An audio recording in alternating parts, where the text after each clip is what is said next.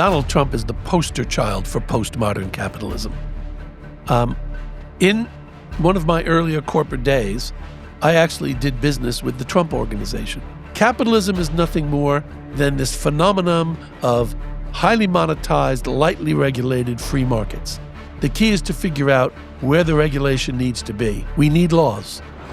We need strict laws. We need enforceable laws. But generative AI is at a point now where it's dramatically improving the productive capabilities of a lot of service industries. For most of world history, princes and principalities defended themselves through the use of mercenary armies, right? They didn't have standing armies. With the emergence of nation states, especially in Europe in the late Middle Ages, it became clear that nation states needed to have standing armies. Well, you couldn't do that by a private system of mercenaries.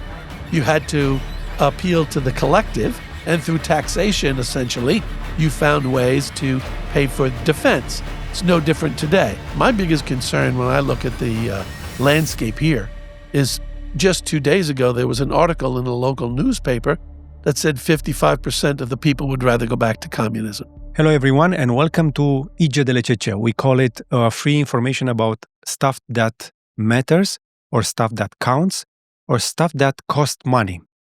And about the cost of everything, we'll be talking today to my guest today, Ken Barnes. Mr. Barnes, welcome to the show. My pleasure. Thank you. You've been writing about this for a long time now, and you're in Bucharest talking about how we can redeem capitalism. This book in Romanian, Răscumpărarea capitalismului. We'll be talking in English today with subtitles, thanks to technology. But I would like to talk to you a little bit about my country first. You're no stranger to Romania and the post-communist countries. Why are you here now? Why are you traveling to Romania? Well, I'm here because I was invited. That's the first thing. And I've always loved Eastern Europe. I was one of the first international business people to come into Eastern Europe after the wall fell down. I was in Berlin rather quickly. And then I was in Hungary and Poland and etc. And I just found that there was a tremendous desire on the part of everyone that I met to do things differently, to emerge from those days of communism where people were very restricted in terms of their options, their agency, especially their economic options. And so I did my best to help people understand how to do capitalism, and I hope how to do it well. Did you decide on your own, or you were sent here? Because in our mentality, I'm going to push back a little bit every time you're going to say something like this about how people actually perceive this in Romania. How did you decide in 1989, I'm going to go to Europe, I'm going to do business in a communist country? Well, I'm glad you asked that question because most people have the misconception that the globalization we all experienced starting in 1990 really was a push phenomenon that, all of a sudden these multinational companies just kind of invaded us. It was the opposite. It was a pull phenomenon. Just like I was invited to speak today, we were invited to come in and do business here. By whom? By the companies, by the people, by the governments, by the markets. How does it actually happen? So paint me a picture. You get a call in, I don't know, September 89. We're going to have a revolution. Come here. You can do good business here. Not quite. But not long after that happens, the people who are already operating in the sectors that I was operating in recognized that there were opportunities for them to take advantage of access to inward investment. Foreign direct investment in Romania has been exceptionally good in the last 4 years, especially over $50 billion. They wanted access to the products. They wanted access to capital. They wanted access to our know-how, and they wanted to be at the vanguard of globalization locally. And so we were happy to come in. It was certainly advantageous for us to come in. In most instances, by the way, we didn't come in making acquisitions. We came in working with local partners. And it was very successful for us. And everybody benefited from it. So 1990 happens, and all leaders, all politicians come out and say, we need foreign investment. We need know-how. We need Western products, say the people, and all that. And you are the answer to all those, we need those. Part of it, not the complete answer, but part of it. I mean, I remember coming here, and I remember the first time, for instance, I went to Russia before Russia went back to the old ways. And Russia wanted to be an open, free market country. And I remember sitting down with people who had been working in the oligarch system, who thought they wanted to do business in the free market way. But in fact, they were looking for us to help them establish little monopolies in their own areas. And so we had to, explain that that's not the way capitalism works. The market is what drives demand. Supply and demand is a very simple concept, really. In order for free markets to work, all you need is a natural equilibrium between supply and demand. And so what was happening is people in the beginning thought, come give us your products, and then we'll go out and find markets for them. And we had to explain that it works the other way around. Supply doesn't drive demand. Demand drives supply. And so that was just part of the learning curve and trying to explain to people why ethics mattered, for instance, in business, that we had to work according to certain rules, and why access to capital, frankly, wasn't free. That if you accept money, then you need to accept certain conditions associated with that money. And so it was a learning process. And I have to say, each country in the Eastern Bloc that I did business with did it very differently. In Poland, for instance, they were much more conservative than they were in the Czech Republic, where they were much more anxious and maybe a little bit less conservative. Give me some examples, because I'm very curious. You've had a lot of experience working with post-communist countries, and maybe that will help us understand better who we are and how we are perceived, because it's very important for us to know how we are perceived around here. But help us understand where we fall short by comparison to our neighbors, let's say, because we see our neighbors moving with different speeds. The Polish are the new economic tiger of Europe. The Czech have been already at the forefront of the economic development in the area. How is it different the way they perceived capital coming in the early 90s? Well, I think much of it was related to the geopolitical environment. So I think Western investment was delayed somewhat until really Romania decided exactly where it was going to fit in the European political order. In Hungary, for instance, it was very, very obvious what their plans were, and so they adopted pretty quickly. And we saw that the big manufacturers of Europe were coming in, big automotive manufacturers, chemical manufacturers, etc. And so those of us who were in businesses that were related, we came in a sense, on their coattails. And so for Romania, I think Romania got a late start, but this is the good news. The future prospects for Romania are exceptional. I mentioned the $50 billion in the last 4 years.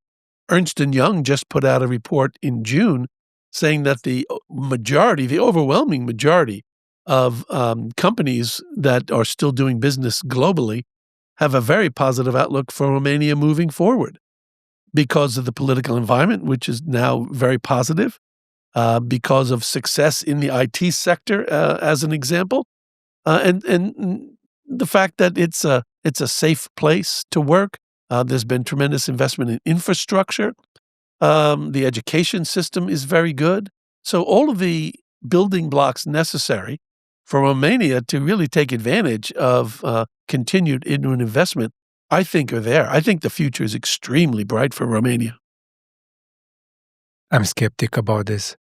We don't feel the same way when we look from inside out. That's why I'm asking you to give me an assessment. Because we don't feel the same way about our education system, our health care system, our political establishment, all that. We are frustrated by all of it. But you say it's better, it's good, it's got a good outlook to it? Yes. So first of all, let me just say that I'm not an expert on Romanian geopolitics, so we should be clear about that. But let me just talk for a minute about I'm talking about perception. Yes. So let's talk for a minute about your prime minister.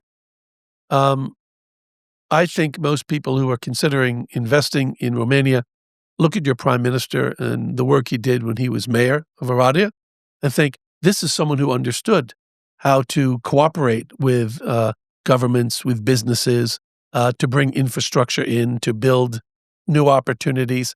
And I think people are looking at that and saying, well, hopefully he'll have the same success as prime minister. Okay. Those signals really matter to the market. And then if you just look at the manufacturing base, it's beginning to really broaden here. I did mention IT because we can't ignore the fact that the digitization of the global economy is the future. So those countries which are embracing that in a significant way are going to do very well. I was meeting with someone who runs a business here in Romania in Timișoara the other day, and he is at the vanguard of the digitization of financial products. And he's running businesses here from Romania that are impacting the rest of the region. So everywhere I'm looking, I'm seeing really positive signs. Of course, internally, no matter what country you're in, you're always more critical of your own country from the inside than from the outside. But trust me when I say, as someone from the outside who's been doing business in this region for a long time, I think the prospects are very good.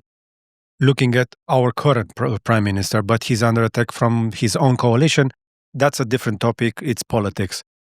But I would go back to the early 90s. You said we took our time into deciding where we're going to look to. And looking at our politicians today and the ones in the 90s, what's the difference? Well, again, I think there were countries in the Eastern Bloc who were clearly going to be part of the European Union right out of the gates. There were others who were just slower to the party for a lot of reasons, by the way. Let's not forget that, the geopolitics of former Soviet bloc countries joining NATO, for instance, was and continues to be an incredibly delicate subject. And so I think it was obvious that it's a kinetic subject. Exactly. Good. That's a good term. So I think it's obvious that those countries were going to be slower in engaging with the West because they are still under tremendous political pressure, internally and externally. So it's not a criticism that Romania was slightly behind, say, Czech Republic or Hungary or Poland. It's just a brute fact of the politics of the Cold War. But I think if we look at just the recent past, just the last few years, we are seeing, for instance, it's still possible to manufacture things in Romania at costs that are considerably lower than your neighbors. And that's a critical advantage. And as multinational companies start to have a jaundiced view of the Far East, China especially, it's a lot safer to look at lower cost of manufacturing right here in Europe. And so as I was driving here from Budapest the other day, on that beautiful new highway, by the way, that connects. You've been driving here. Well, I was driven from Budapest to Oradea. Okay. It was my first engagement was in Oradea and Timișoara, etc. And then I came That's not Romania. That's Transylvania. That's a different place. I'm not going to get into that. But my point is that, as I drove here, about 30 kilometers from the Romanian border are two of the biggest automotive manufacturing facilities I've ever seen in my life. It is. And they are drawing labor from Romania as well as from that part of Hungary. And there will be supply chain opportunities into those factories as well. So the geopolitical environment, I think, is improving. I think the geography. But I'm gonna push a little bit. Please do. On that. Some of those factories you're talking about were supposed to be built in Romania initially. And they got stuck here, people wanting to build those factories by corruption or bureaucracy. And it was still happening in the early 2000s. So I'm trying to understand, again, where we fall short when we're talking to capital, to investors coming in, because those factories were supposed to happen here. Mercedes, BMW, all that, yeah? How do we lose investment still? Well, let me just say that I just view that as the past. You're absolutely right. The single biggest problem with any emerging market for inward investment is corruption, without question. That's the thing that kills more opportunities than anything else. If you just look at the recent past, in the last 4 or 5 years especially, the general consensus is that Romania is dealing with those problems. You haven't solved them. No one solves them completely, but you're dealing with those problems. And if you just follow the money, as they say, you will see that companies are speaking with their dollars. Countries are speaking with their dollars. The EU is speaking with their euros. So how do you lose? I think you lose if you lose faith in the new way of doing things. My biggest concern when I look at the landscape here is just 2 days ago, there was an article in a local newspaper that said 55% of the people would rather go back to communism. Yes. Well, that's unfortunate. It's also somewhat predictable. I've done some research recently into nostalgia as a phenomenon and how nostalgia affects the way people think and the way they act. And science has proven that part of nostalgia is selective memory. So people choose to remember only with the positive things they want to remember about the past, and they choose, subconsciously, by the way, to ignore the negative things. Of course. So we were all young. Yes, exactly. Most people who filled out that survey probably really have no recollection of what it was like under communism. That's why I'm asking if you could please give me a short anecdote of your interactions with politicians and business leaders in the early 90s and the 2000s around here. So people understand what we left behind. Yes. So I think the first reminiscence I have is the problem of infrastructure. I mean, the neglect of infrastructure, buildings, roads, power generation, etc., was so obviously a negative factor in the immediate aftermath of the revolutions and the move away from communism, because those things had to be rebuilt. They had to go from the ground up. You can't have production without distribution. And so you need those things to be intact. And some places dealt with those things earlier than others. I also think that... So the heritage, yeah? Yes. What we were left with from communism was not of significant value. No, it was a very little. In fact, it was a liability, not an asset. Because most of the factories, for instance, couldn't be repurposed. They had to be abandoned and new factories had to be built. That's just the way it was. Some of the people that you're talking about nostalgia, remember the good old days when we all had work, we all went to the factory, and in the factory, life happened, the economy happened. I had a chance in my youth as a child to visit my parents in the factory. My father was working on a mechanical machine, machining some pieces of metal. My mother was guarding like a warehouse. She was doing all kind of paper for the stuff coming in and out. Life was happening over there. And you're telling me all of that was a liability. What was left behind was a liability because there wasn't the creation of wealth. In order to improve infrastructure, factories, products, services, you need to create wealth. And the problem with the old system, a closed economic system, is it misunderstands wealth. It sees wealth as a finite thing, almost like a commodity that can neither be created nor destroyed, as though it were matter. And so what matters is the distribution of wealth, and you don't think about creating wealth. In fact, Karl Marx, I have a whole chapter in my book on Karl Marx.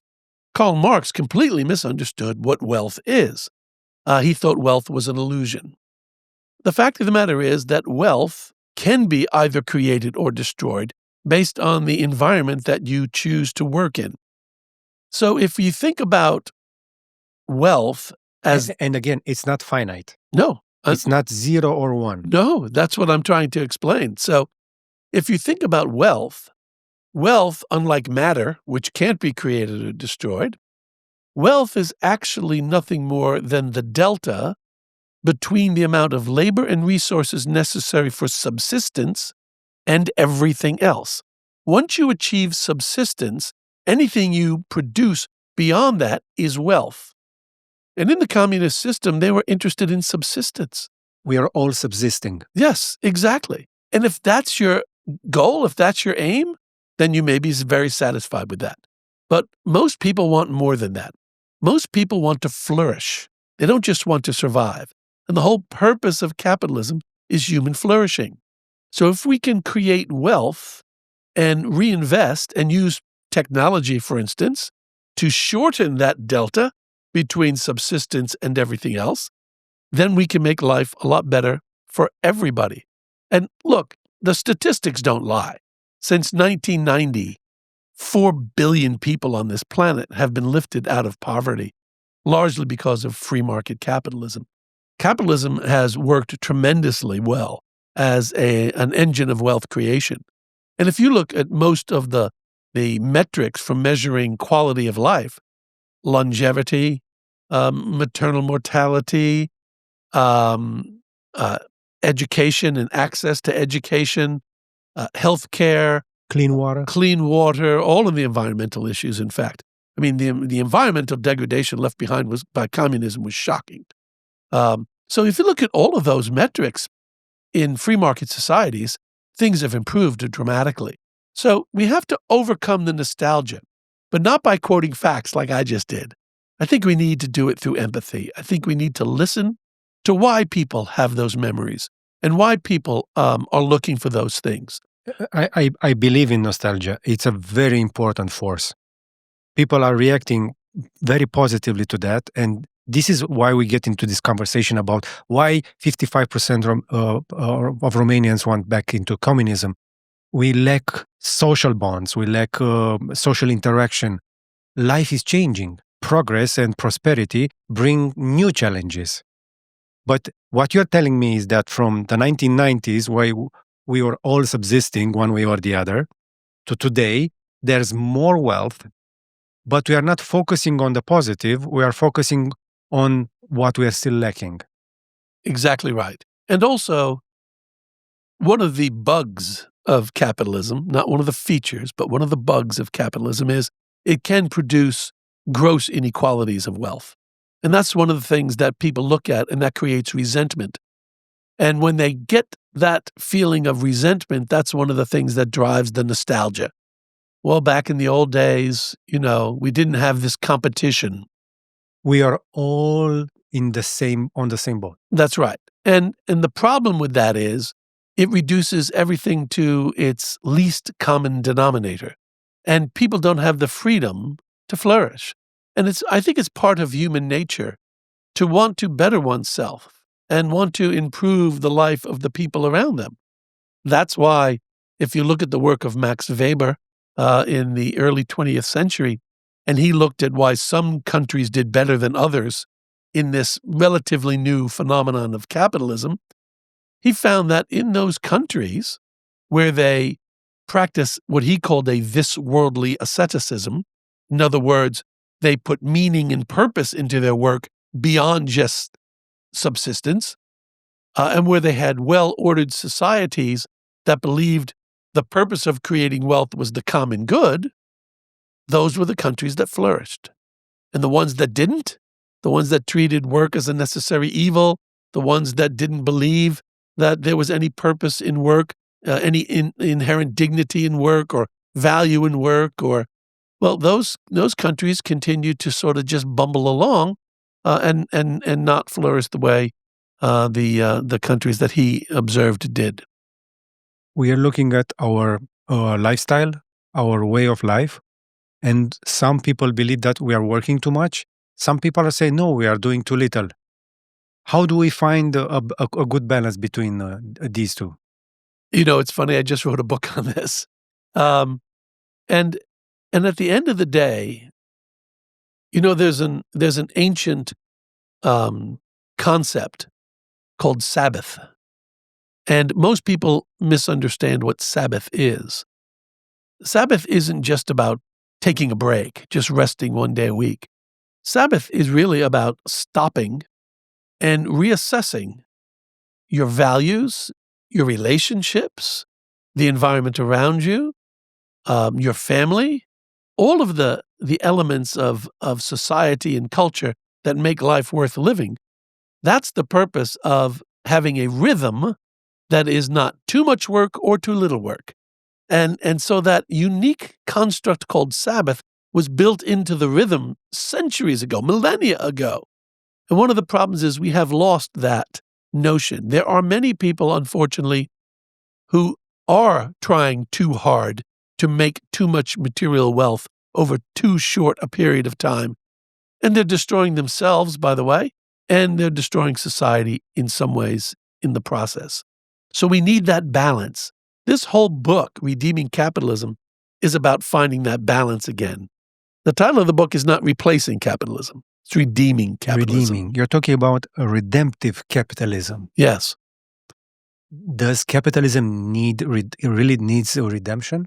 Yes, it does, because, we have seen certain excesses in capitalism that have been destructive.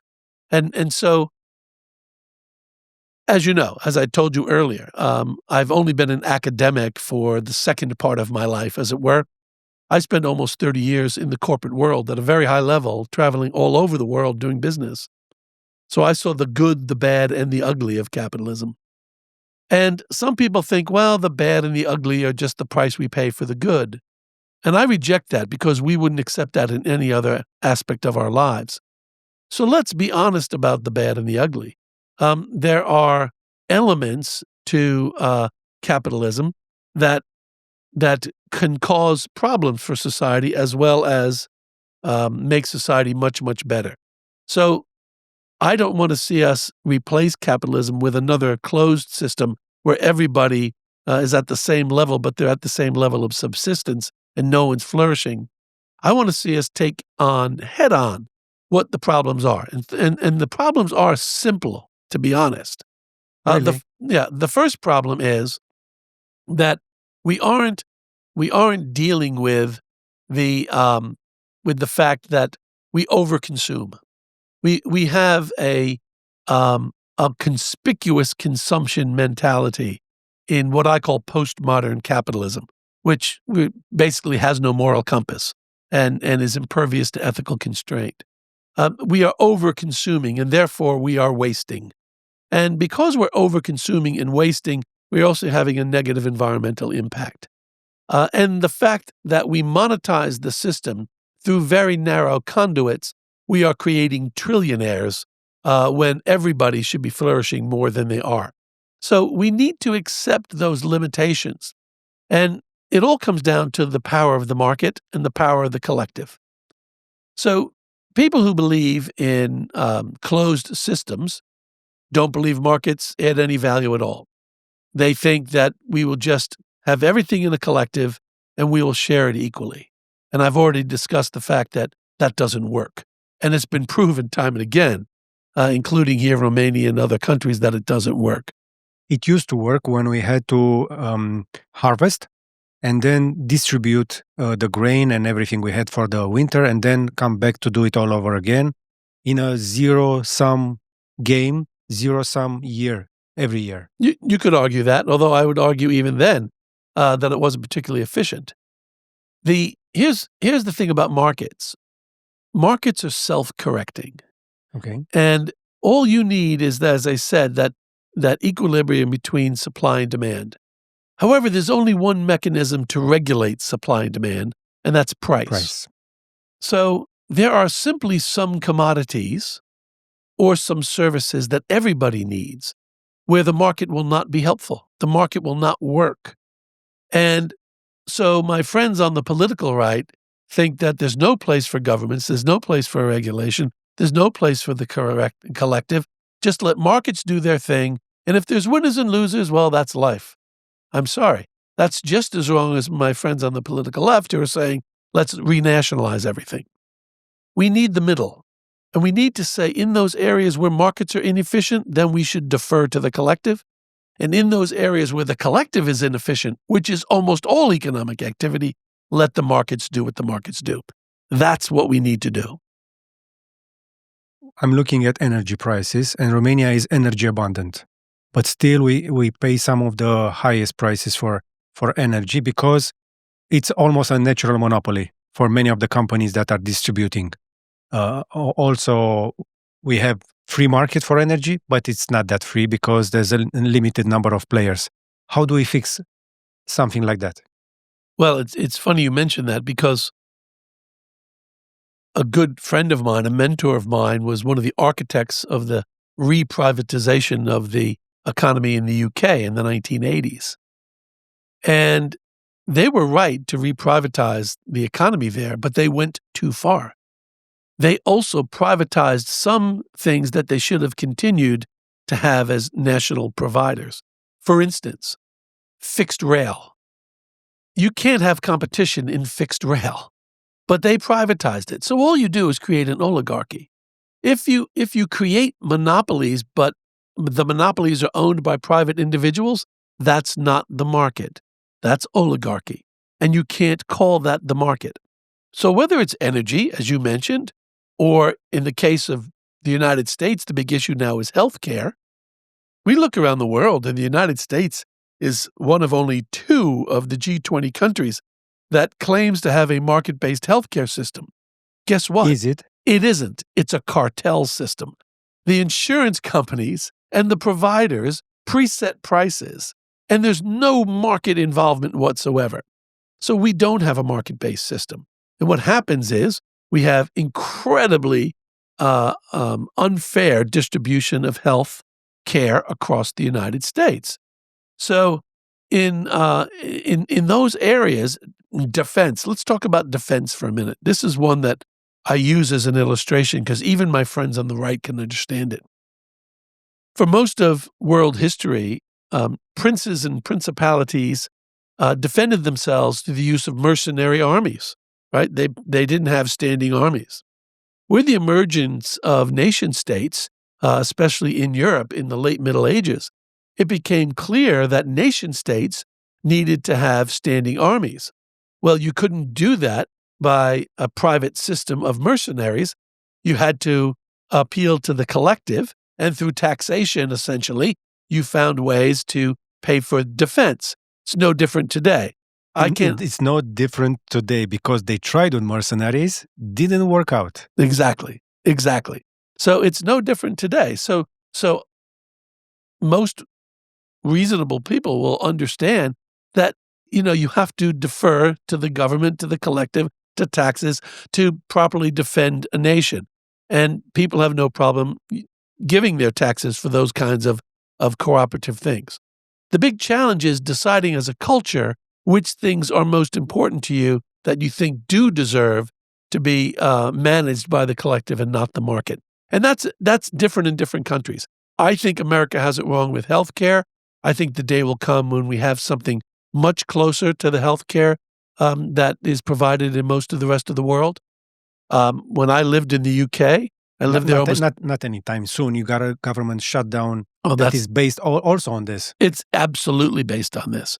But this too shall pass. The current impasse will change. Here's why. Let me tell you why. Because of the aging of our population. Because of the aging of our population, there is going to be a requirement for health care, the likes of which the United States has never seen before. And there are... I'm not sure the current administration sees it like you do. Yes, but as I said, this too shall pass. The current administration, in my opinion, is an aberration. It's not the norm. It's a blip. We can talk about the current administration in a minute. I'm just thinking about the next 20 years in the United States. Bigger picture. Bigger picture. In the next 20 years in the United States, we're going to have to come to terms. We started to come to terms with it with the Affordable Care Act. And it's interesting because when the Affordable Care Act first came out, the political right lost their minds, okay?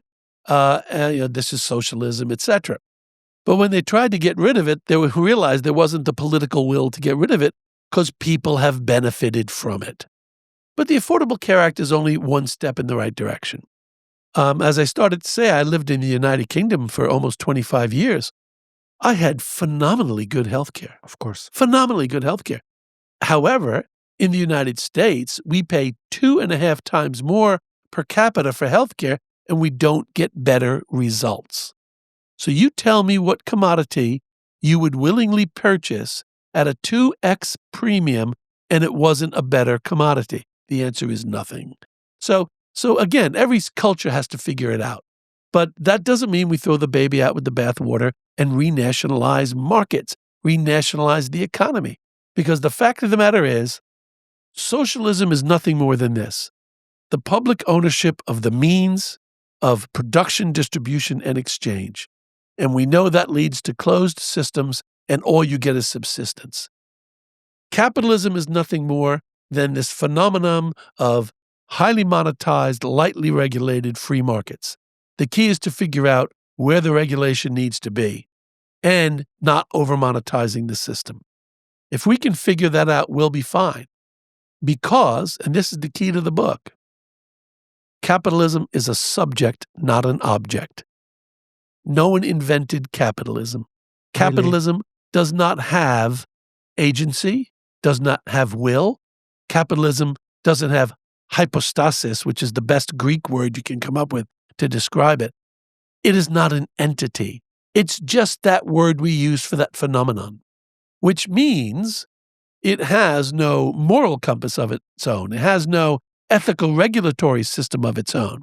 How do we make sure? I need to push a little bit on this. Most Romanians think that capitalism is run by a cabal. That's nonsense. It's absolute nonsense. That doesn't mean... Of course you would say that. Mm-hmm. It doesn't mean that there aren't people, powerful people, who exploit this phenomenon that I described. But that's not what capitalism is. The old families. No. Look. The trillionaires in the shadows. That's what I'm saying. That's the bug in the system, not the feature. And those things can be addressed. We can address those things through alternatives to ownership that we currently have in the system. We can do it through tax regulation. We can do it through anti-monopoly regulation. There are a lot of ways that we can address those aberrations, but the system, generally speaking, runs itself. That's the invisible hand that Adam Smith was talking about, and it's absolutely true. Now, are you sure? Oh, absolutely, because I've done it. From outside, from a post-communist country, looking from the outside inside your system, it looks like it's not a bug; it's an elephant. Mm-hmm. Yeah, no, it's not. It's not the way the system normally works naturally. But if you do have a system that we've allowed to evolve, which is unmoored to any ethical constraint, you're going to get this. You're going to get the postmodern capitalism. So in the book, I have a whole chapter on Adam Smith, and I remind people that Adam Smith was not an economist. He was a moral philosopher. And when he wrote Wealth of Nations, and he pointed to the fact that capitalism works when people go out there and look after their own requirements and work hard and seek to feather their own nest, people have looked back on that and said, oh, well, there's the smoking gun.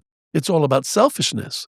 No, that's a misreading of Adam Smith, because Adam Smith wrote a book 17 years prior called Moral Sentiments, in which he set the foundation for Wealth of Nations. And in Moral Sentiments, he said that every human being actually has a fundamental desire and a fundamental need for empathy. And also, every individual has a fundamental capability of exercising conscience. And he also talked about the primacy of virtue and the need for individuals and societies to act virtuously.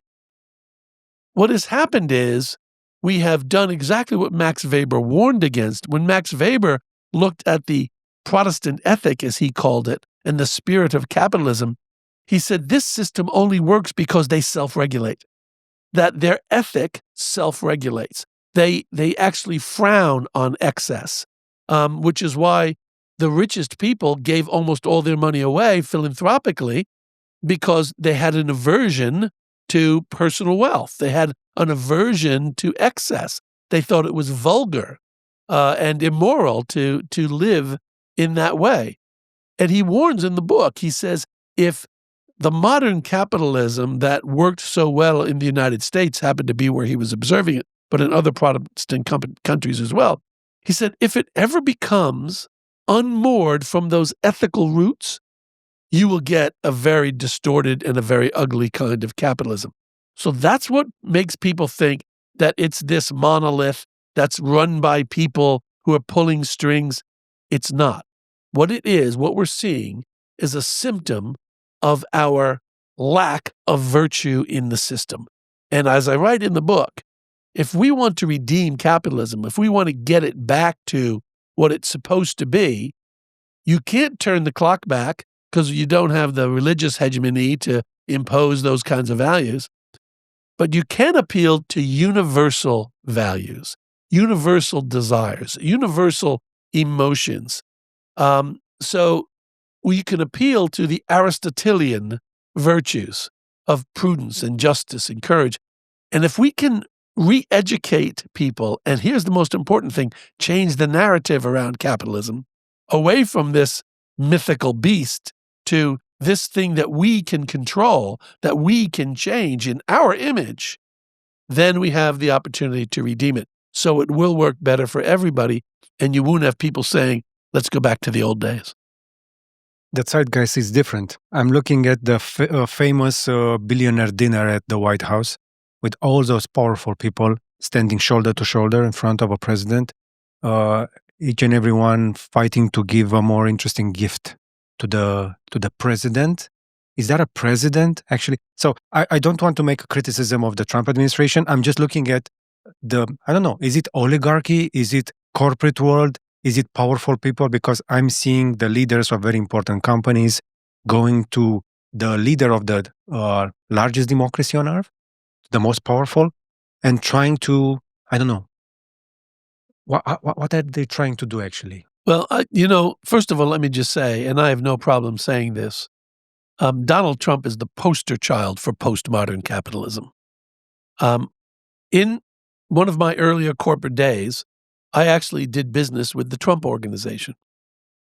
And their activities were so grossly unethical that I told my people no more business with the Trump organization. I actually fired Donald Trump. And it's the only time in my career that I ever fired a customer. We just have to accept the fact that this is who the people have elected, and they've done it because he has tapped into our own vein of disenchantment and dissatisfaction. It will pass. This populism will pass. I understand that. I'm going to push up. I don't know, maybe it's too strong of a metaphor, but he rode the pendulum swinging back and he pushed it a little bit forward. Just the other day, he said, I'm not considering a third term, really. I'm not so sure. That's pushing on something much more worse than that. But still, there is some truth to it, because if he's not just a poster child, he's the president of the United States. He's got great power, and the most powerful people in the US are, I don't know, playing along. So there are two ways to look at it. I think the most generous description would be that they are being brutally pragmatic. He's the guy. He's in charge. He can make our life miserable, or he can do things that benefit us. So they are just paying homage to the king who happens to be in power. You said king. Yeah, that's right. Well, that's how he positions himself. So they are paying homage to him. I have lived in the United States for most of my life, not all of my life. As I said, for almost 25 years I lived abroad, but I'm an American citizen. and I've seen these pendulums swinging back and forth. This is our first dalliance, really, with totalitarianism. It was all over Europe in the 1930s and beyond. This is America's first real dalliance with it. And I'm concerned about it, and others should be concerned about it as well. However, we do have institutions in place in the United States, constitutional institutions, which are very, very strong, which I think will ultimately prevail over these attempts to undermine those institutions and to challenge the constitutionality of our system. So I look at the long game here, and while I'm concerned about what I'm seeing, I just know that if and when, and it will happen inevitably, the pendulum swings and people realize that, the emperor was naked and he wasn't able to deliver on all the promises, and they elect a different government, corporate America will respond pragmatically again. And that is just the way it goes. A bigger concern for me, however, is that during this period, there are, red flags, canaries in the coal mine, as we say, regarding the American system, including the U.S. dollar system, which is a global system. So I'm concerned that a lot of damage can be done in the meantime, but I'm forward-looking. I'm saying... Have you seen how much gold is China buying these days? Yes, and gold is at $4,100 an ounce, which is a ridiculous price. Bitcoin is at $114, which is a ridiculous price. He wants to influence the Federal Reserve so that they cut interest rates to a ridiculously low level and flood the zone. They will cut. Well, they can cut, but the Fed has done an incredibly good job over the last 30 years of increasing and reducing interest rates according to data and not according to politics. So quarter point here, quarter point there, it makes sense, right? Because they have two charges. That's all. Two charges. Employment and inflation. That's the only thing. Exactly. And those two things work in opposition to each other, so it's a difficult job. The president just wants them to cut. Why? Because it floods the zone and the investment class benefits. But if the president were to get his way on all of the things he's proposing, eliminating the most economically effective part of our workforce, immigrants, sending them home, that's inflationary. Flooding the zone with cheap money, that's inflationary. Not just yet, but yeah, but it's coming. Tariffs, inflationary. So if he gets his way, we're going to have double-digit inflation in the United States, and they will run him out of town on a rail. The electorate is very fickle if you don't deliver on your promises within one election cycle. In the meantime, the cynic would say the president is going to personally make a lot of money, and so are his trillionaire friends. He's already doing it. Of course he is. Of course he is. Billions. I believe he's the richest president, becoming the richest during his presidency. Without question, because most of what he's done in the past would have been a violation of the Hatch Act and would have been considered illegal. So here's who's to blame. Do you want to know who to blame? It's not Trump. It's not the market. It's not the Democrats. It's the Congress. The United States Congress constitutionally has the responsibility to keep the president in check. And right now, the Republicans have an extremely small majority in Congress. And every member of Congress is so afraid that they will face a primary election when they're reelected, which is every 2 years. Which is soon. Very soon. They're afraid to go against the president. So you actually have our system being checked by fear. It is absolute a lack of courage on the part of Congress to not keep the president in check. I personally believe that in the 2026 midterms, Congress will swing to the Democrats, at least the House of Representatives, which means there will be a tremendous check on the president. So the pendulum will swing back. Absolutely. And that's just the fact of American politics. We very rarely have a period more than 15 years where any one party is in control.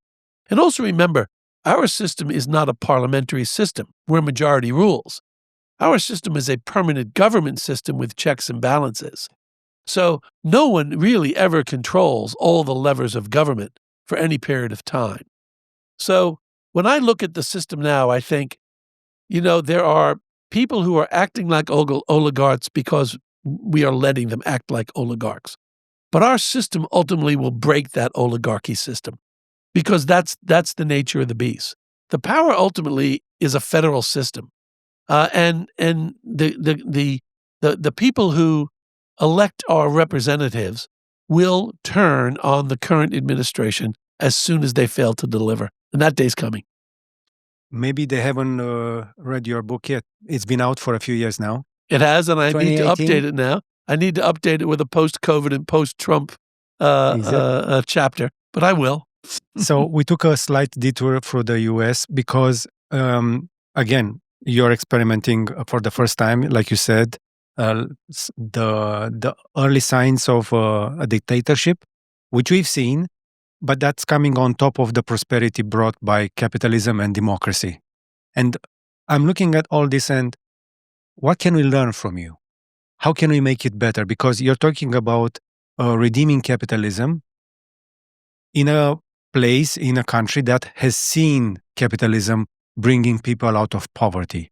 Most people don't know how hard it was also on the Americans through the Great Recession. But America came out strong.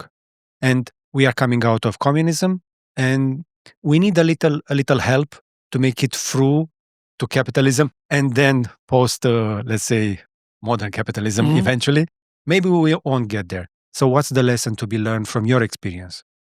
So, again, I will come back to the virtues, because this really is key. We've got to change the narrative around capitalism, and we've got to insist that those people who are leaders in the market are themselves virtuous, and that we create business cultures that are virtuous. So, if you think about the cardinal virtues, the first one is prudence. And prudence is about knowing what to want and what not to want. And that means we ask ourselves, what is the purpose of capitalism in the first place? What is the purpose of economics? What is the purpose of work? What is the purpose of a company? It has to be more than just making money and trying to do it in as short a point as possible so that I can have pleasure in my own life. It has to be for the common good as well. Otherwise, the whole system crashes. So we have to insist that companies and individuals and organizations, governments realize that the purpose of economics, the purpose of capitalism, the purpose of business has got to be broader than just individuals making a lot of money. How do we do that? Because you change the narrative. I'll give you a perfect example. You and I aren't smoking right now. I can't go to the theater and smoke, right? I can't drive drunk. These are all things that were legal when I was a kid, by the way. People drove drunk all the time. Women don't wear fur in public so much anymore. We don't use the N-word in polite company anymore. I could go on and on. We change behavior by changing narrative. There is a marketplace of ideas out there. And this, to me, is the most important thing we have to remind people of. In a marketplace of ideas, the best ideas will emerge. And we can change the way people behave by changing the narrative, because in that marketplace of ideas, people will compare and they will say, well, actually, this is a better system. Okay. So, but actually, it's not the better system. It's not the most profitable system, because if we look at the way businesses are run, I'm seeing dictators being more profitable. I'm hearing about this philosophy that entrepreneurs in a startup need to behave like dictators if they want to get stuff done. Yeah, and as I say, that's part of postmodern capitalism. That's an aberration of what capitalism always stood for in the past. And what we're finding is that, in China, for instance, the 969 thing, or 966, where people work from 9 to 6 days a week, they're burning people out. People aren't going to do that forever. In Silicon Valley, where people are sleeping in their cubicles, working 18 hours a day, that's not sustainable. So there's a point of diminishing returns when people try to manipulate the positive elements of wealth creation by trying to recreate it in this unsustainable way. Inevitably, those things backfire. And I can give you an example from history. I mean, after the Industrial Revolution, you had people working 12-hour days, 7 days a week, living in unhealthy conditions, child labor, etc. Slavery.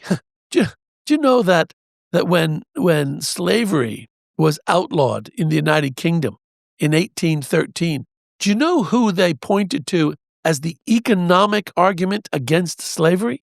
Adam Smith. Because Adam Smith said slavery is an economically inefficient system. If you work people to the bone and they don't benefit from the fruit of their labor, then the whole system will crash on itself. Instead, you must create a system where everybody who works participates in the fruit of that labor. So we know that we can have this more virtuous form of capitalism, but people have got to push back against the oligarchs and against this incredibly unhealthy narrative. The green movement is a perfect movement of such a narrative. When I was a kid, there was almost no legislation against dumping waste into our rivers, against spewing crap into the air so that you could barely breathe. In 1968, they were predicting that everyone would have to wear a face mask in every major city in the country within 10 years. So what did we do? Change the narrative, changed behavior, and the Environmental Protection Agency was formed, and the green movement started, and the green movement have changed the way we do things. So it takes courage, by the way. That's another virtue. It takes courage to stand up against the alternative messaging, the messaging you referred to, but we have to do it. So you're talking about democracy. We need democracy. We need people standing up, showing up. That's not capitalism. Oh, yes, it is. It absolutely is. What we need is people of goodwill insisting that the system will reflect those values.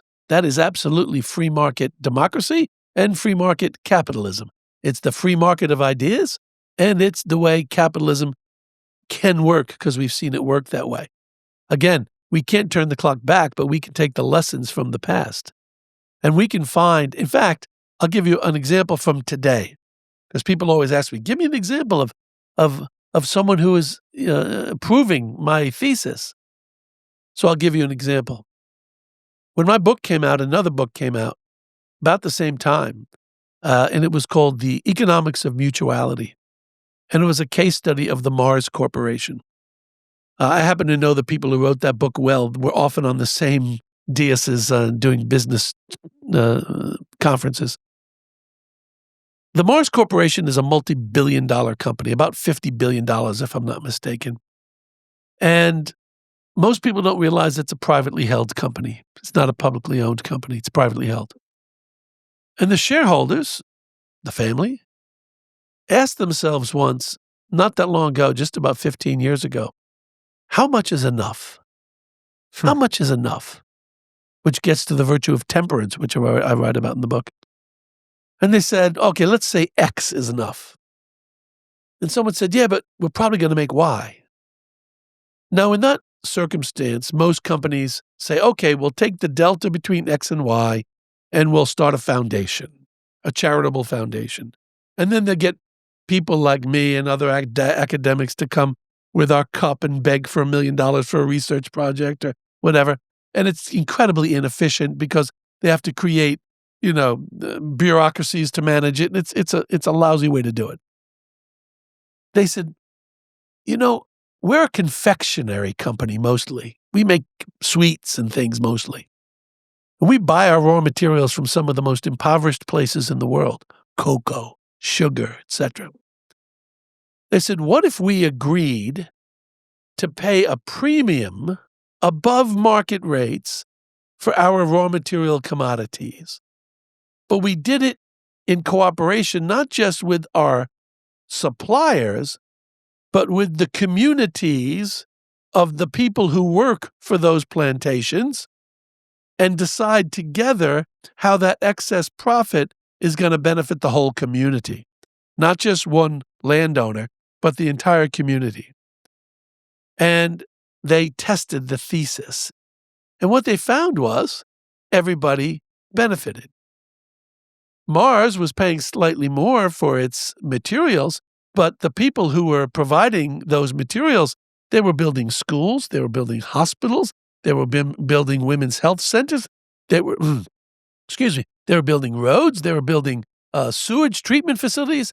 Everybody loved it. So then they said, well, let's try it with the rest of the channel. So they did it with their distributors, because a lot of their distributors are small mom and pop distributors in small areas. They did the same thing. And what happened was they found a way to share mutually the profits of the company with everybody in their ecosystem. And you know what also happened? They ended up making more money than they ever imagined because they had the most loyal suppliers and the most loyal distributors and the most loyal customers. Everybody won. All the boats rose with the tide. I have another very dear friend who is in the investment business. He only invests, he creates mutual funds, so buckets of stock. He only invests in companies that operate according to these kinds of virtues, extremely high vetting system, that those companies, the way they treat their suppliers, the way they treat their employees, the products they bring to market, the markets they sell into, how they price their products, how they advertise their products, et cetera, how they dispose of their products, the environmental impact, et cetera. Very, very rigorous system. They call it a 360 review of the business. Then they put those companies into these mutual funds, and then they sell the mutual funds to investors. These companies in those baskets of companies regularly far outperform the S&P 500 day in, day out. So they do better. These virtuous, ethical companies do better than the general market. And even the big companies and the big corporate executives are learning the lesson. In 2019, in August, in fact, an organization that's known as the Business Roundtable. This is the biggest of the biggest corporate executives, actually produced a statement in favor of stakeholder capitalism, where they made a very clear statement about the fact that they will embrace the notion that business has to be more than just maximizing shareholder value, because that's what they were taught in business school. It's all about maximizing shareholder value. They've come to the conclusion now it can't be that. There must be stakeholder capitalism where suppliers, labor, communities, the environment, etc., are all beneficiaries. So we're making progress. So you're basically asking us to look at what we're paying for and where the money is going to. Because if you're talking about mutual funds and all that, I've been reading about the economy books I've been reading, don't say anything about that. So they're just looking at past performance as, let's say, as information for future gains. And if I want to put $100 into a fund like this, what's my return? It should be above 7.5, and I'm happy with that because I'm going to beat inflation. How can we convince people to look at this the other way? Because if I'm going to make less than that, over the long run, it's going to make a big difference in my life, in my own life. You're asking me to look at the whole of society. How do we shift that way of looking at things in a world in which we are more than often looking in at our own issues, my own problems, my own family, not the group? Well, first of all, you won't make less, you'll make more, which is my point. In fact, the fastest growing sector. Can you give me the name of the index you're talking about? I'm going to check it real time. Yes, the company that does the investments, or the indexes that it's comparing itself to? The index. I'm going to compare it again, the Vanguard VTSAX. Yeah, go ahead and compare Eventide, EVENTIDE, Eventide is the name of the company, and compare their returns to Vanguard or any of the other ones, and you will see that they regularly outperform the market. And the single fastest growing sector in the investment world are what are called SGE stocks. Yes. And that's because people care about social issues, governance issues, environmental issues. Look, I've been doing this for a pretty long time. And one of the things I try to tell people is the people who sit in boardrooms and make decisions aren't monsters. They're people just like you, just like me, have families, want what's best for their neighborhoods. They support the local charities. They care about hospitals and roads and schools. But they have, many of them, fallen into this trap of thinking that it is only about the short term and it's only about maximizing shareholder value. Okay. They are slowly but surely coming to the conclusion that's not the case. In the book, I talk specifically about the fall of Lehman Brothers, and I unpack that as a case study in a lot of detail. The Volucas report that came from the bankruptcy of Lehman Brothers was a 2,000-page report. I drove into that to find out what exactly were they doing, what were they thinking when they made the decisions they made that caused the company to go into bankruptcy and almost brought the entire financial system to a halt. Okay. And at the end of the day, what I found was they had a faulty ethic at the center of their thinking. The ethic was what we sometimes refer to as the Friedman Doctrine. In the 1970s, Milt Friedman said the only moral responsibility of a corporate executive is to make as much money as possible within the constraints of law and custom. The problem with that is he wouldn't privatize the army. And what else? Very few things. Very few things. But the point was, in terms of the whole notion of an ethical responsibility for business, he doesn't take time into consideration in that formula. If you only think about the next quarterly earnings report or the next conference call with the analysts, you can make decisions that maximize profit, but could destroy the company in the long term or even the near term, which is exactly what happened with Lehman Brothers. No one at Lehman Brothers went to jail because they didn't do anything illegal. But what they did was grossly immoral. And so this notion of short-termism, the other thing is that law is not a sufficient arbiter of ethics. I was going into that because here in Romania, we believe everything must be solved by a law. We are trying to incriminate now femicide, which is murder, because our institutions, our policemen are not reacting fast enough to women calling in and saying, I'm in a very difficult situation because of domestic violence. And we're thinking, okay, we need stricter laws, we need more powerful laws. But most of the time, it's not about the law. It's about immoral. It's about lack of action. It's about, I don't know. So let me address this, if I may, because it's extremely important. We need laws. We need strict laws. We need enforceable laws.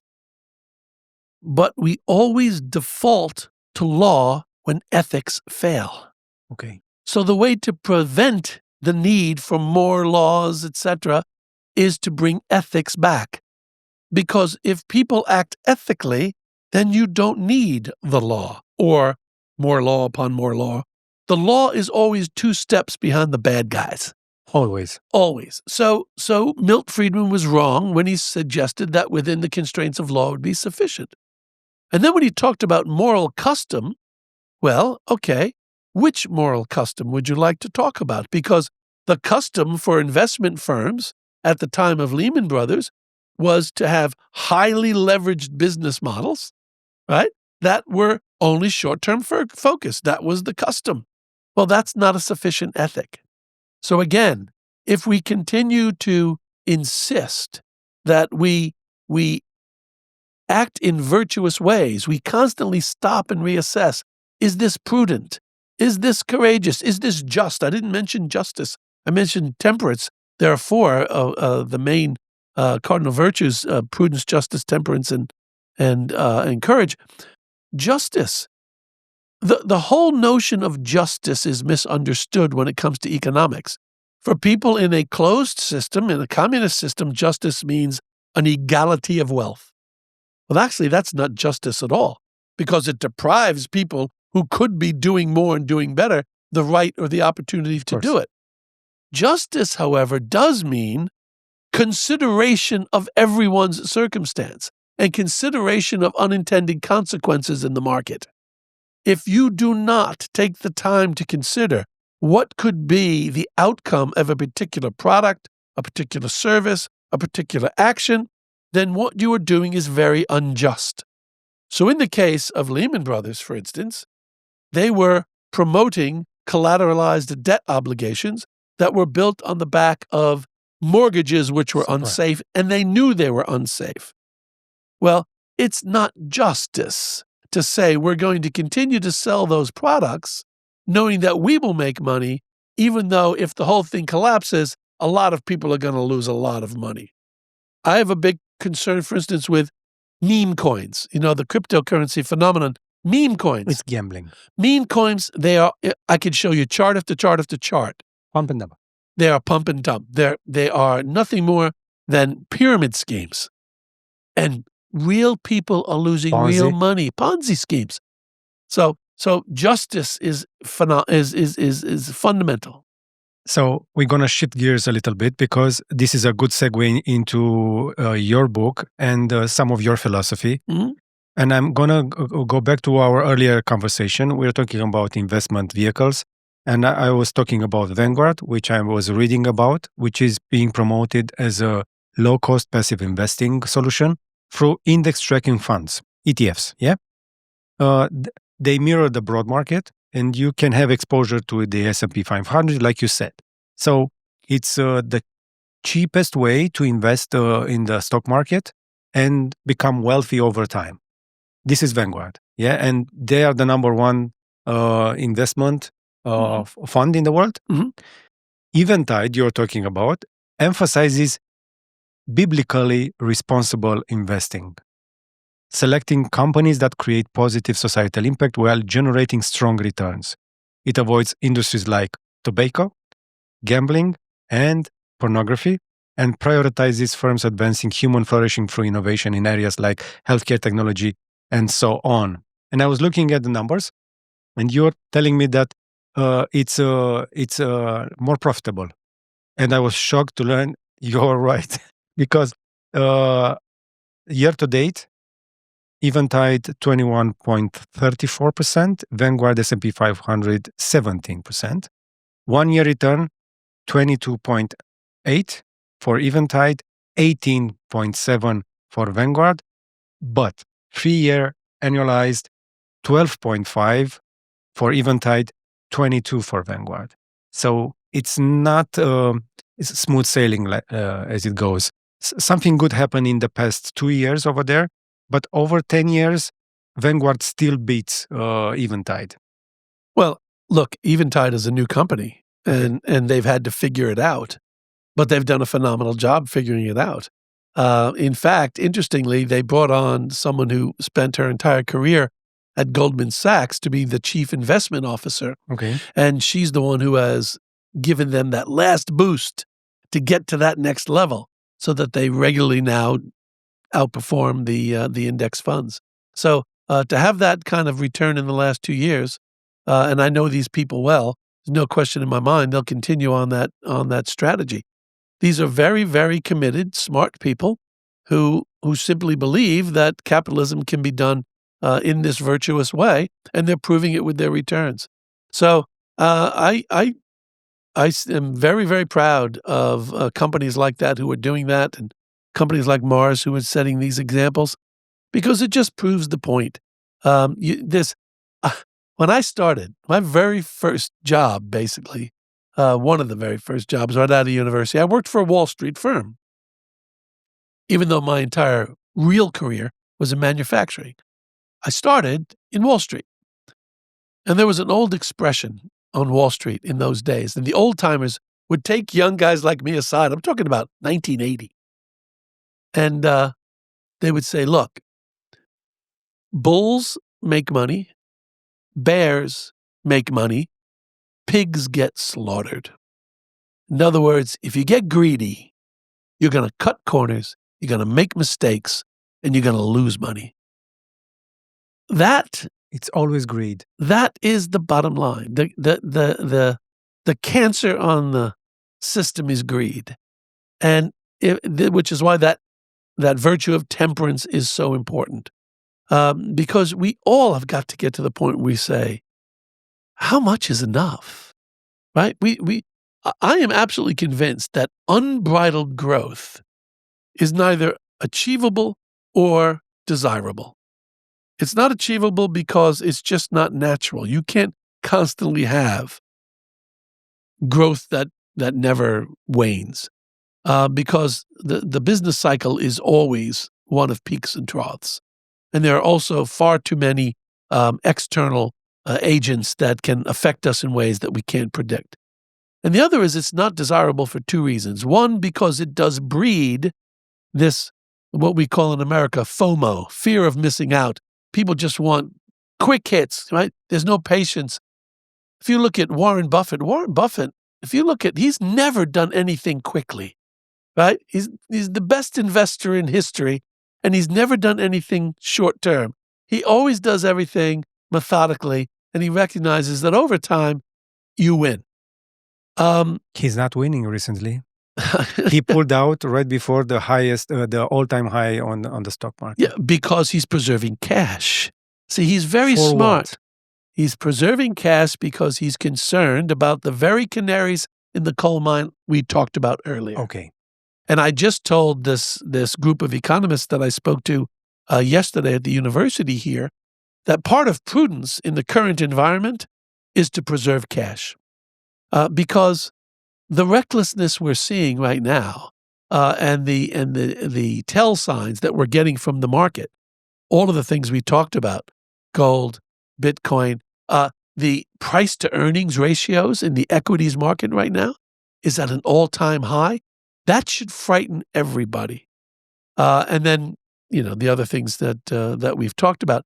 So if there's going to... NVIDIA is a $5 trillion company. That's right. Exactly. Do you have any NVIDIA products around you? No, I mean, I may, but I don't know. So if you have price to earnings ratios that are at an all-time high, that should tell you that things are not as they should be. That means that there's still too much cash chasing too few assets. And that's how bubbles are created. It's just a proven fact. If you have too much cash chasing too few assets, which is why the Fed was very loath to lower interest rates. They did it only because there's been a slight uptick in unemployment. That's the only reason why they did it. But frankly, we have 4.3% unemployment in the United States. That's considered full employment. So they're playing a very delicate game. But the pigs on Wall Street, they just want more and more cash. So if you just think about the era of globalization, from 1990 to, let's call it 2019, right before COVID, the S&P 500 went up 813%, even though GDP only went up 111%. Think about that. Gross domestic product only goes up 111%, which is still fabulous. But the market goes up 813%. That should be an alarm bell to everybody. What's that? Is it gambling? No, it's not gambling. Is it FOMO? No, it's an over-monetization of the market. There's too much cash in the system. And so consequently, that has to go somewhere.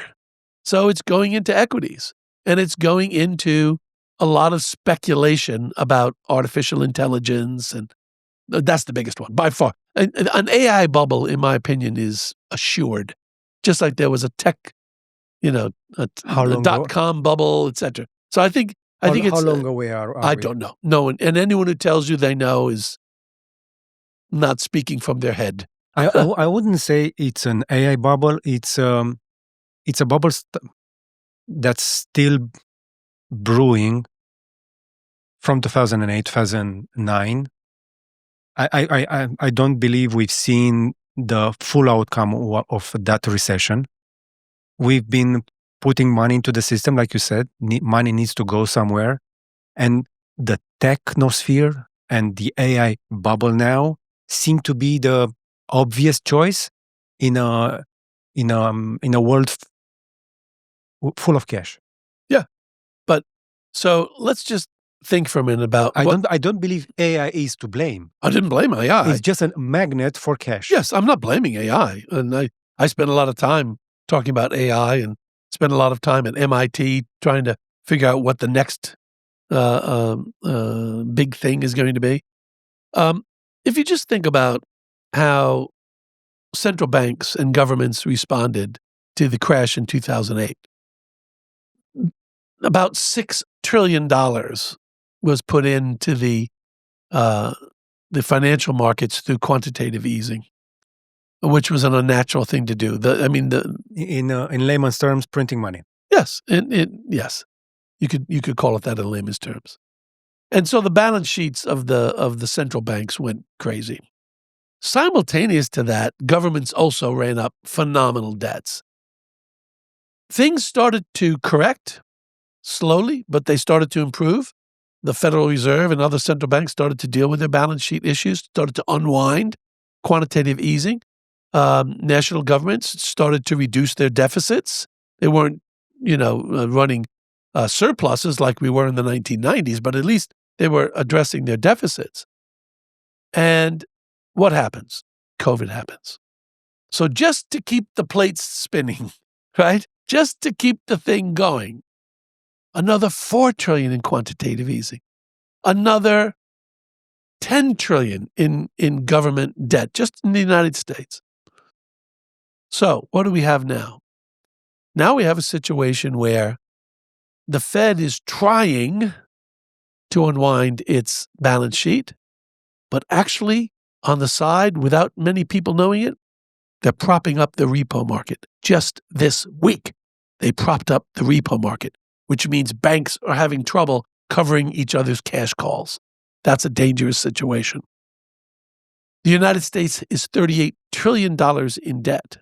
And this big, beautiful bill that the government just passed, right? And they said, oh, we're being fiscally responsible because we're going to, cut this and cut that. They asked for a $5 trillion increase in the debt limit. Because that's why we're seeing a government shutdown. It's about the debt ceiling again. Well, this time it's not about the debt ceiling. It's about the continuing resolution, which is slightly different. But that's because of the health care.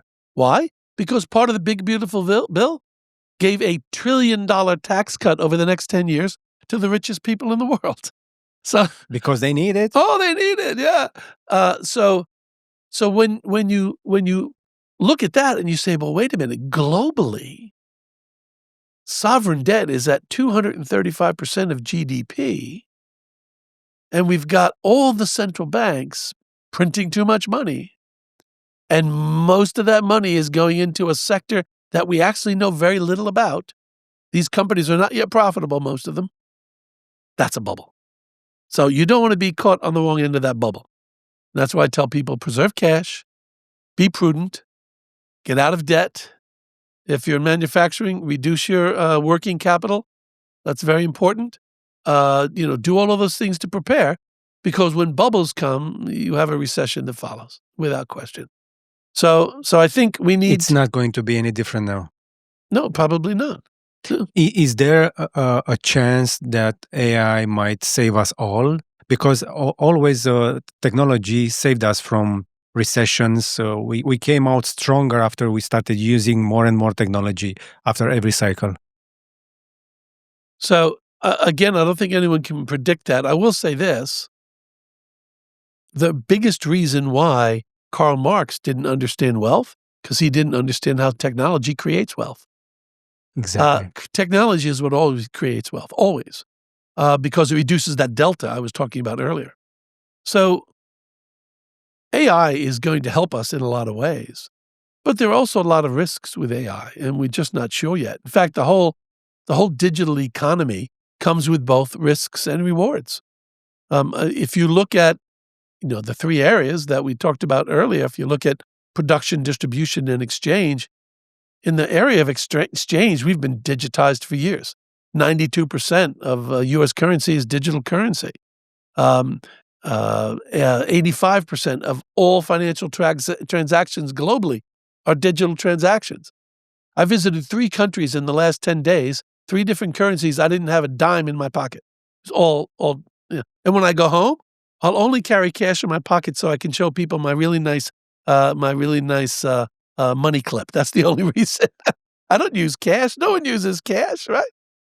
In distribution, we are seeing distribution is using digitization in a big way now. Almost all entertainment is now digitized. Think about that. That was not true. People are not going to the cinema any longer. No. And music is digitized. Now, we're losing quality, by the way. We're losing concerts. Yes, we are. We are losing a lot in this digitization. But it's happening. And it's a good thing we had a certain degree of digitization during COVID, because a lot of businesses wouldn't have survived without it. The area that's the slowest to take it up is obviously in production. But generative AI is at a point now where it's dramatically improving the productive capabilities of a lot of service industries. So AI won't save us, but AI will certainly help increase wealth when the dust settles. But there's going to be a lot of losers. There's no question about it. My biggest concern with AI is really ethical issues. There are things that are coming down the road that really get to the core of what it means to be human. Yes. And as I said, and we don't have time here today to really delve into it, but I spent a lot of time with MIT, particularly at the media labs, where a lot of the raw science is being done for products that you and I don't even know about yet, but I know where this thing is going.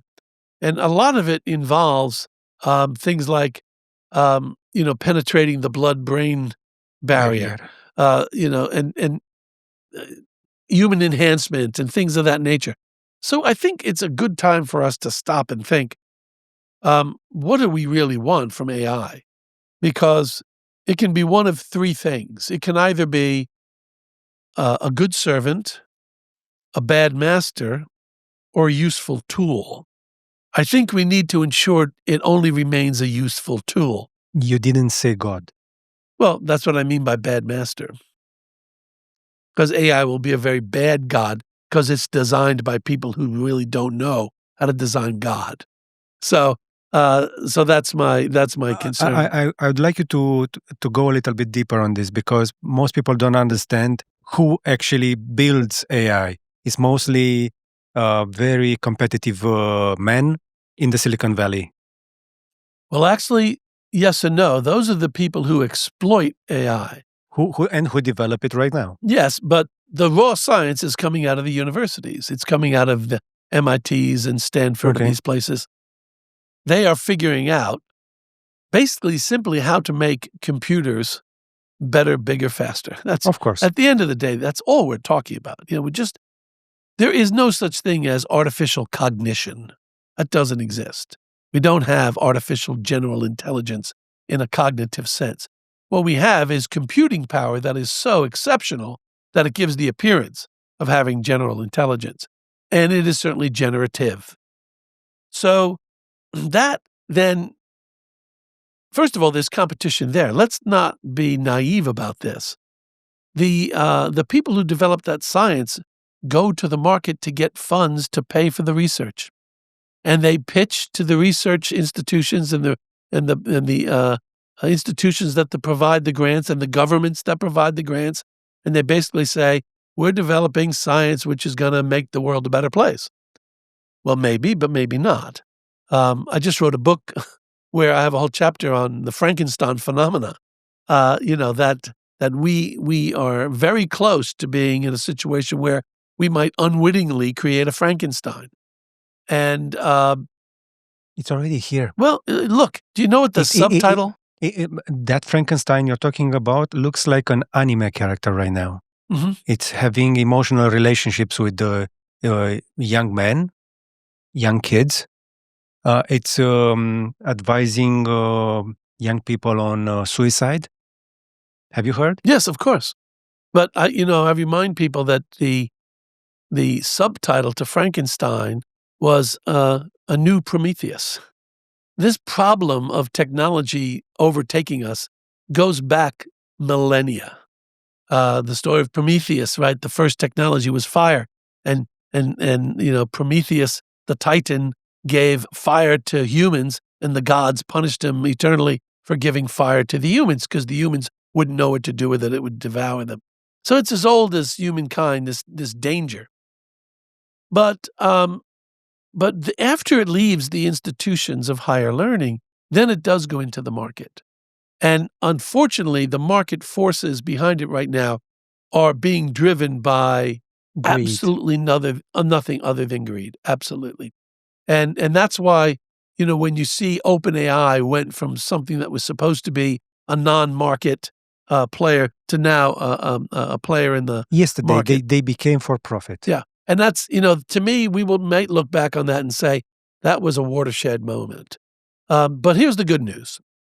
I mean, again, in addition to spending a lot of time with, people at MIT, I spend time with people, for instance, at Google, who are actually part of the ethics team, who ask questions about when we develop Copilot, what are we developing? And how can we ensure that there are certain constraints? We are going to have government intervention on this, by the way. If we expect the market to self-regulate on this, we're kidding ourselves. Yeah, but again, I'm coming back to your own words. We're going to be late. Well, that may be true, but we have to be cognizant of it now, and we have to learn from things like nuclear power. So I read a book recently written by someone who was at the vanguard of AI, and he wrote this whole book. It was a warning about the need for constraint of AI. And he basically uses the nuclear model as the perfect model. He said, look, when we were developing, when the world was developing nuclear weapons, it knew exactly what it was doing. It knew that it was developing something that it couldn't control. And it wasn't until after nuclear bombs, 2 of them were dropped on 2 cities in Japan, that the world woke up and said, we need to constrain this thing. We've got a tiger by the tail here. We need to constrain it. And we've generally done a decent job for the last 80 years doing that. We are in that moment right now with AI. Let's hope we don't have to suffer seeing the damaging effects of it before we decide to exercise our group conscience to say we need to constrain it, because we do need to start constraining it right now. I'm seeing a moral bubble in that respect, because you're talking about nuclear bombs. Donald Trump just announced the other day that the US will start nuclear testing again after the French did the same thing, after the Chinese are doing, and after the Russians have been showing, testing nuclear weapons that we all know cannot be used. Right. Because once you use one of those, if you're not the only one having a nuclear weapon, it's mutual assured destruction. That's we right. all already know that. So nuclear mongering, warmongering with the nuclear weapons, on top of AI and all that, I cannot keep you for too long because you need to get to the airport. But I everything is becoming very tense. We went to a very strange place. We are exploring some people would say the inevitable. You might say it's evitable. It's manageable. We need to do something about it. How optimistic are you about the future? The reason why I'm optimistic is because I spend most of my waking life with young people. That's why I'm optimistic. I'm seeing an entire generation of people who are coming along and they're saying, we get it. We understand how capitalism works. We understand, what your generation did and all the people taken out of poverty and all the benefits we have, etc. But we also want to have a different kind of capitalism. We want to have a capitalism that genuinely does work for the common good as well. It's not an either or, it's a both and. And they know. Where are those young people? Oh, they're all over the place. I see them every day. Are they in Europe? Because Europe is leaning socialist a lot. I think they're everywhere. I see them in Europe. I see them in Asia. I see them in the United States. I see them in Australia. I mean, I've spoken on this book everywhere in the world. And I very often have young people who come and ask the best questions, by the way. Because the alternative is really nihilistic. The three virtues I didn't mention, and we don't have time to unpack too much today, are the virtues of faith, hope, and love. The first one, faith, is if we lose faith in each other, in our ability to create institutions that will help us flourish, if we lose faith in the institutions that have kept us safe for 80 years, then we are going to be in a very, very bad place. Because no business or healthy economy can really operate without a certain degree and a certain presumption of trust. In fact, that's what brought down Lehman Brothers, because when they went to the repo market decided they didn't trust them anymore, and then they decided they didn't trust anyone. So we need faith in each other. If you're a person of belief, faith in a higher power, faith in God, faith in just humanity's general ability to make good decisions. You know, our history isn't totally bad. We have some history of some really good things. The second one is hope, because you can't have an economy without hope. Because I'm not going to part with my hard-earned assets if I don't have a hope of return. And if we don't instill hope in young people, they're going to become so discouraged that they're going to self-medicate with the technology or drugs or whatever. They're already doing it. They are. So we need to instill that hope. And the last one, I tell people, it sounds funny, but we actually need love. I spent time with evolutionary biologists in Oxford when I was there. And we talked about this whole relationship between competition and cooperation. And she said to me, the single biggest misconception about evolutionary biology is that people think it's only competition. It's not. It's not. You must have group benefit. You must have cooperation. So we need love. We need concern for the other. Altruism. Absolutely. Without that, we're doomed to fail. So those four cardinal virtues, along with those three, what Thomas Aquinas called theological virtues, but they're actually universal. If we can tap into those virtues, I am very hopeful for the future. That's why I'm happy to be a grandfather.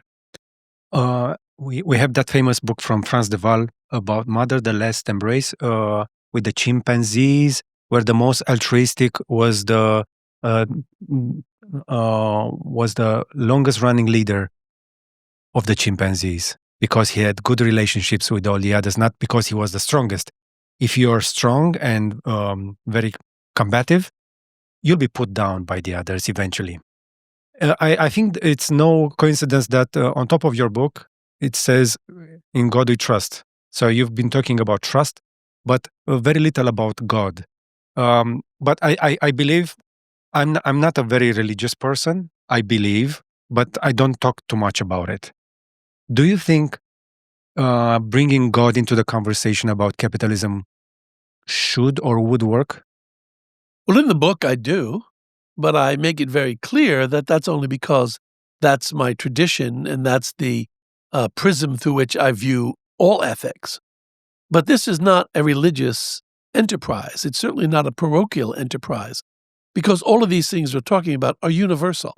There is a book in your library, I'm sure it's everywhere, in every library probably, called The Routledge Handbook on Business Ethics. And I wrote the chapter on religious belief and business ethics. And you know what? Every single global religion has business ethics as part of its religion, all based on certain qualities of humanity that people who are religious believe come from being created in the image of God. But even secular, atheist, moral people accept the fact that there is an inherent goodness inside of every person. They may not ascribe that goodness to God. I do. But that doesn't mean it's not there. But I will tell you this. When I was at Oxford University, the people who came to our Christian graduate seminars and things were very often the people who were in astrophysics, because the people in astrophysics constantly study the cosmos. And the more they studied the cosmos, the more they believed in the existence of an intelligent being. The more you look to the sky. Yeah. Very, very interesting. Thank you again for your time. Thank you for all the wisdom. I would definitely see a follow-up to this. When are you coming back? Well, I hope it's soon, probably after the new edition of the book. So Okay. I would say a year or two. Have you been talking to some politicians here, some leaders? I've been talking to business leaders. I've been talking to faith leaders, but mostly economists. I've spent a lot of time with economists and management school. Okay. You know, I taught at Said Business School in Oxford, and I understand the constraints they're under, as you know, business schools are. But business schools have a unique place to play, in my opinion, Okay. in educating the next generation and instilling these challenges to act in virtuous ways. And the response I get from the business faculty is always very positive. They understand it. For me, it's astonishing that we can put God and capitalism in the same sentence. And that's a good thing, because I honestly believe communism is evil. And it's hate against one another. It's not equality.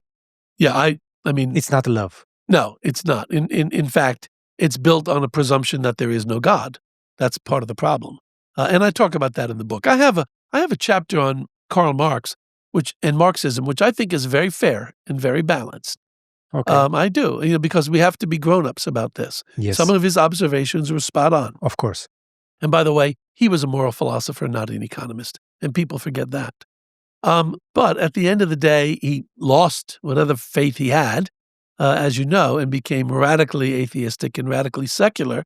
And in some ways, I think it distorted his thinking to the point where the Communist Manifesto was really a catechism. But it was a godless catechism. And so I happen to agree with your assessment of communism. And that's one of the reasons why it disturbs me when I see people who are nostalgic for that system, because I also know the data, and it doesn't work. Kenneth Barnes, thank you again for your time. Thank you. Thank you. It's an honor. Safe flight home, and Thank you. I hope we'll see you again soon. So do I. Thank you.